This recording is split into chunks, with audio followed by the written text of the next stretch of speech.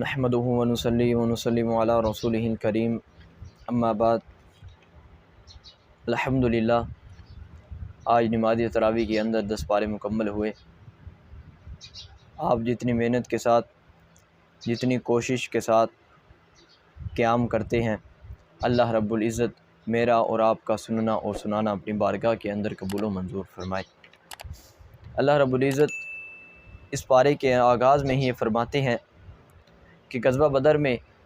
جب شیطان نے مشرکین کو جھوٹی امیدیں دلائی، وَإِذْ زَيَّنَ لَهُمُ الشَّيْطَانُ أَعْمَالَهُمْ وَقَالَ لَا غَالِبَ لَكُمُ الْيَوْمَ، اللہ رب العزت مسلمانوں کو یہ نصیحت فرما رہے ہیں کہ تم نے ثابت قدمی کے ساتھ لڑنا ہے،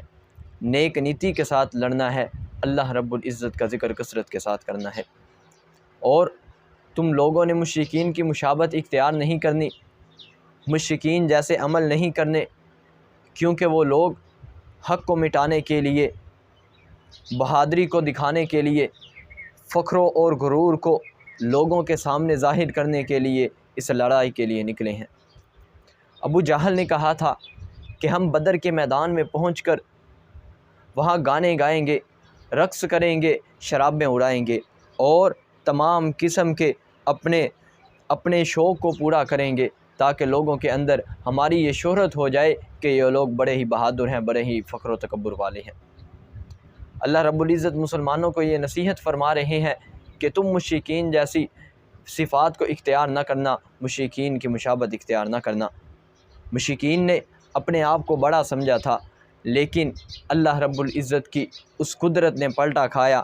یہیں جہاں پر انہوں نے اللہ رب العزت کی نافرمانیاں کی تھی، شرابیں اڑائی تھیں، گانے گائے تھے، انہی گڑھوں کے اندر ان لوگوں کی لاشیں بھی گری، اور مشرکین اللہ رب العزت، اللہ کے رسول صلی اللہ علیہ وآلہ وسلم سے لڑنے چلے تھے۔ شیطان نے ان کو پھسلایا کہ تمہیں کون ہرا سکتا ہے،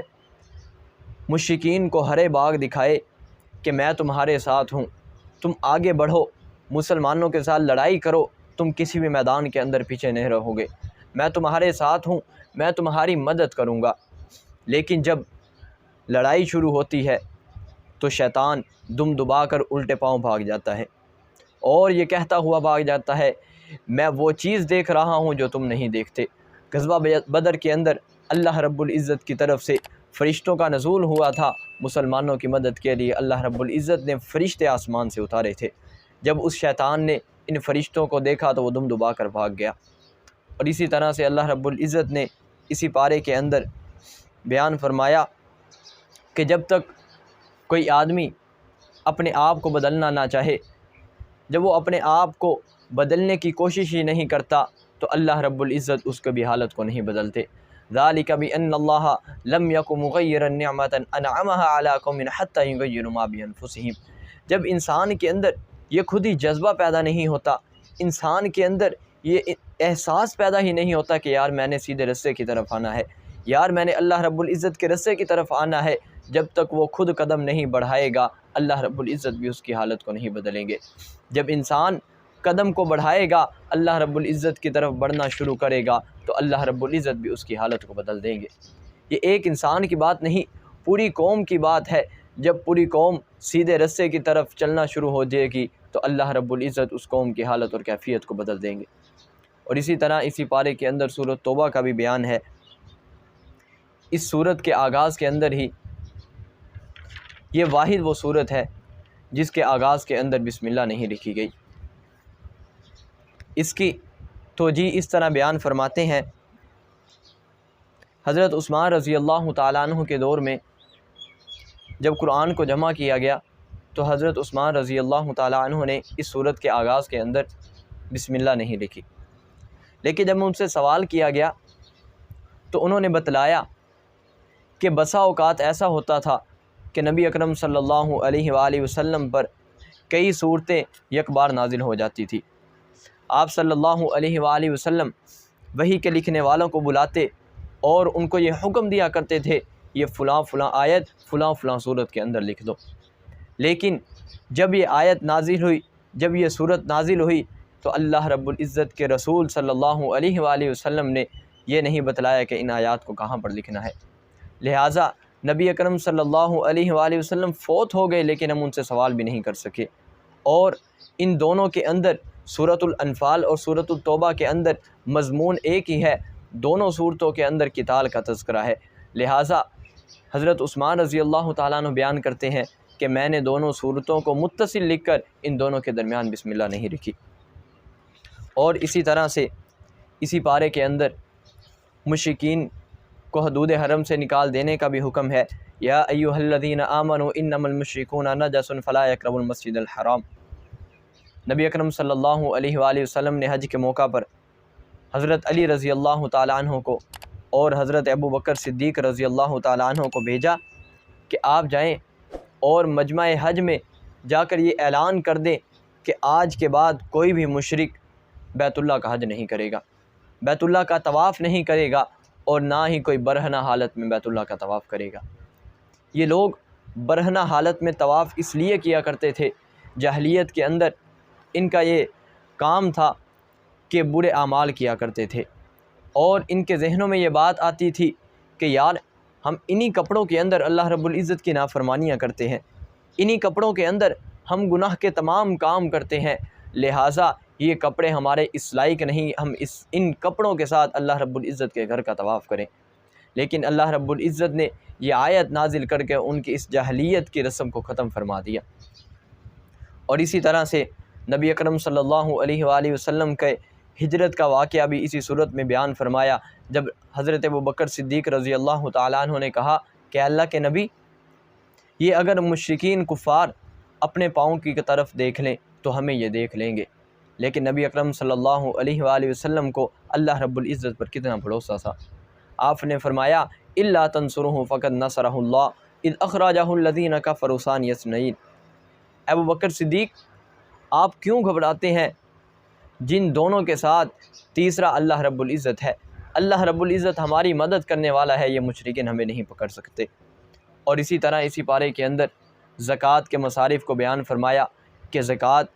کن لوگوں کو دی جائے گی، انما الصدقات للفقراء والمساکین۔ اور اسی طرح سے ایک منافق کے وعدے کا بھی واقعہ اس صورت کے اندر بیان فرمایا۔ اس آدمی نے ثعلبہ بن حاطب انصاری ثعلبہ بن حاطب، انہوں نے نبی اکرم صلی اللہ علیہ وآلہ وسلم سے یہ التجا کی کہ آپ میرے لیے دعا کریں، اللہ رب العزت میرے مال کے اندر کثرت کر دے۔ نبی اکرم صلی اللہ علیہ وآلہ وسلم نے اسے سمجھایا لیکن وہ نہیں رکا، پھر دوسری مرتبہ اس نے کہا کہ آپ میرے لیے دعا کیجئے۔ نبی اکرم صلی اللہ علیہ وسلم نے پھر سمجھایا، تیسری مرتبہ پھر اس نے کہا، نبی اکرم صلی اللہ علیہ وآلہ وسلم نے اس کے لیے دعا کر دی۔ نبی اکرم صلی اللہ علیہ وآلہ وسلم کے دعا کرنے کا نتیجہ یہ ہوا کہ اس کے مال کے اندر کثرت ہوتی گئی، اس کا مال بڑھتا گیا، یہاں تک کہ اس کا مال اتنا زیادہ ہو گیا کہ مدینہ میں اس کا مال رہنا، مدینہ کی جگہ جو تھی وہ تنگ ہو گئی، اس کا مال اتنا زیادہ ہو چکا تھا، لہذا وہ اپنے مال کو لے کر مدینہ سے باہر چلا گیا۔ پہلے وہ ظہر اور عصر کی نماز نبی اکرم صلی اللہ علیہ وآلہ وسلم کے ساتھ جماعت کے ساتھ ادا کیا کرتا تھا، لیکن مال کے بڑھنے کی وجہ سے وہ ہفتے کے بعد آ کر جمعہ کی نماز ادا کیا کرتا تھا، لیکن آہستہ آہستہ جیسے جیسے اس کا مال بڑھتا گیا وہ مدینہ سے اور دور ہوتا چلا گیا، اور جمعے کے لیے جو وہ حاضر ہوا کرتا تھا وہ بھی حاضر نہیں ہوتا،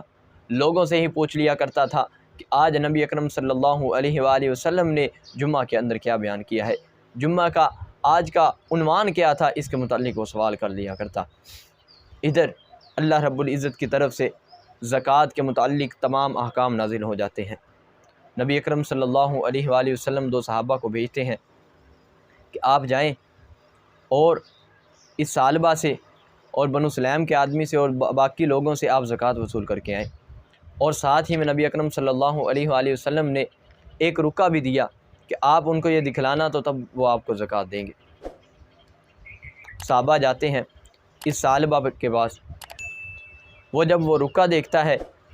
تو وہ کہتا ہے یہ کیا بات ہوئی، یہ تو سراسر ایک قسم کا ٹیکس اور جزیہ ہے جو کافروں سے وصول کیا جاتا ہے،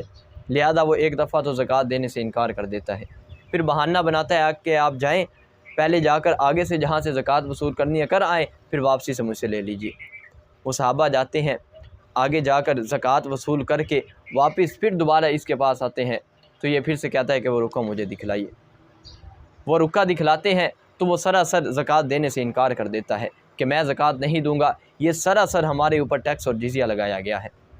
نبی اکرم صلی اللہ علیہ وآلہ وسلم کے یہ صحابہ واپس آتے ہیں، آپ صلی اللہ علیہ وآلہ وسلم ان لوگوں کے لیے دعا کرتے ہیں جن لوگوں نے زکوٰۃ دے دی،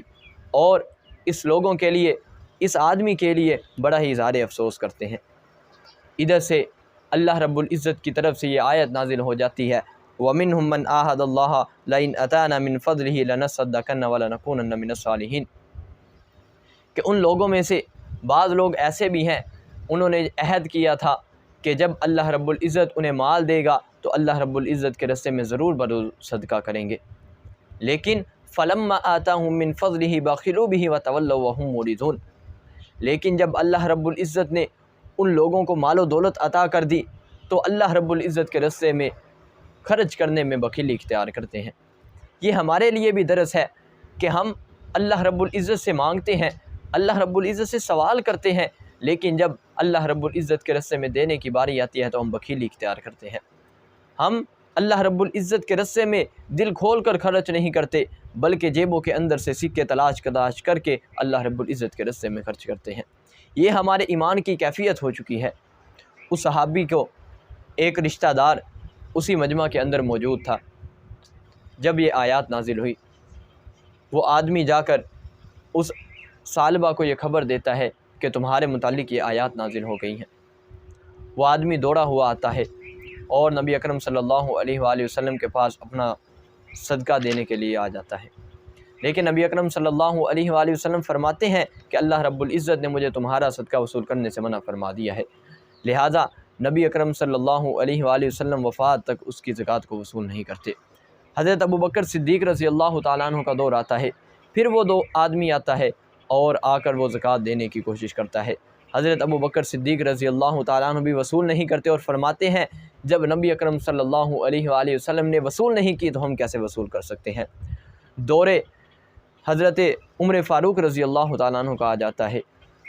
وہ پھر سے وہ آدمی آ جاتا ہے کہ آپ میرے سے صدقہ وصول کیجئے۔ حضرت عمر فاروق رضی اللہ تعالیٰ عنہ بھی صدقہ وصول نہیں کرتے۔ اس کے بعد حضرت عثمان غنی رضی اللہ تعالیٰ عنہ کا دور آ جاتا ہے،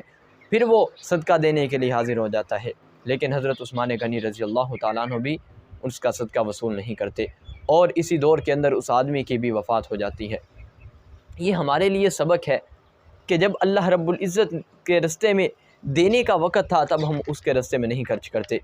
اس کے راستے کے اندر خرچ نہیں کرتے، لیکن جب ہم سے وہ قوت چھن گئی، جب ہم سے وہ طاقت چھین لی گئی کہ اب اللہ رب العزت کے راستے میں خرچ نہیں کر سکتے تو ہم اس وقت کیا کریں گے؟ لہٰذا اب یہ وقت ہے کہ جب اللہ رب العزت نے ہمیں یہ زندگی دی ہے، اس زندگی کے اندر اللہ رب العزت کے راستے میں خرچ کر دیجیے۔ اللہ رب العزت سے دعا ہے کہ اللہ رب العزت ہمیں صحیح معنوں کے اندر اپنے راستے کے اندر خرچ کرنے کی توفیق عطا فرمائے۔ وما علینا الا البلاغ المبین۔